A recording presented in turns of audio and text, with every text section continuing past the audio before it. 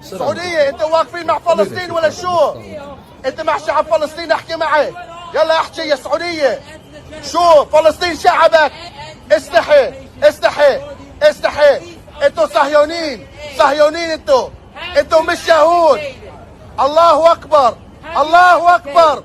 لا اله الا الله لا اله الا الله. الله اكبر. يلا يا سعودية يا صهيونين يا وسخين يا تشلاب يا وسخين يا اولاد تشلاب يا حيوانات يا ساقطين. فلسطين حر فلسطين حر فلسطين حر.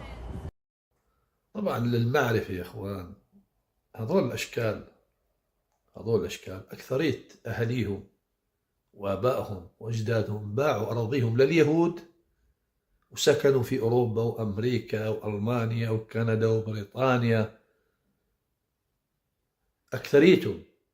اكثرية هؤلاء اهاليهم معروفين، احنا كاردنيين نعرف عنهم قصص كثيرة.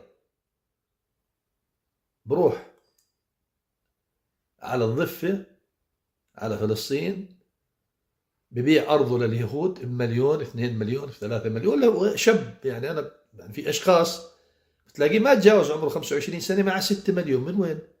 بتبحث بتلاقي أقاربه رافعين عليه قضية. ليش؟ بايع أرضه لليهود وهارب.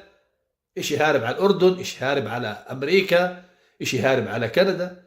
فشوفوا ألفاظه السوقية دليل على ما في تربية ولا أخلاق ولا تربية شوارع سرسرية همل.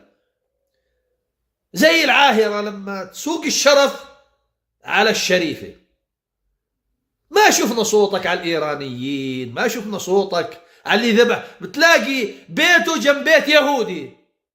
هذا اللي الشخص القذر من لسانه القذر من تربيته السوقية، تربية شوارع وتربية نوادي ليلية. بتلاقي بيته جنب بيت يهودي، ولما يمرق من جنبه بسلم عليه الصبح صباح الخير. بتلاقيه هذا القذر اللي شتم السعودي شتم العائلة السعودية، بتلاقيه يعمل جلة صحون في مطعم يبيع لحم الخنزير. بتلاقيه هذا الشخص ومثله مثايل يعمل في فندق والعياذ بالله لممارسة الشذوذ وممارسة الدعارة. كثير أخوة جزائريين كانوا يقولوا لي هذول الأشكال هاي كنا نشوفهم في السوبر ماركات بيبيعوا خمور ولحم خنزير وبيبيعوا حتى المخدرات المسموح فيها.